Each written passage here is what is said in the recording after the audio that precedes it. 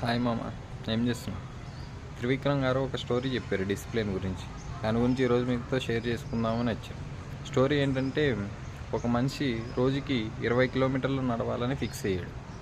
First day 20 కిలోమీటర్లు నడవాలనుకొని start చేశాడు, కానీ 25 కిలోమీటర్లు నడిచాడు. ఎందుకంటే మంచి హుషారుతో ఉన్నాడు కాబట్టి. First day. రెండో రోజు మళ్ళీ స్టార్ట్ చేశాడు, మళ్ళీ 25 కిలోమీటర్లు వెళ్ళాడు. మూడో రోజు 10 కిలోమీటర్లే నడిచాడు, ఎందుకంటే ఆల్రెడీ ఒక ఎక్స్ట్రా 10 కిలోమీటర్లు నడిచేసాము కదా లాస్ట్ 2 డేస్లో అనుకుని. ఆ నెక్స్ట్ డే 8 కిలోమీటర్సే నడిచాడు, ఇంకా 12 రేపు ఎల్లుండిలో కవర్ చేద్దాం అనుకున్నాం. ఆ తర్వాత 5 కిలోమీటర్లే నడిచాడు, తర్వాత 3 కిలోమీటర్లే నడిచాడు, తర్వాత పూర్తిగా ఆపేసాడు. ఎందుకంటే ఆల్రెడీ నడిచాం కదా అన్న ధీమాతో స్లోగా డౌన్ అయిపోయింది.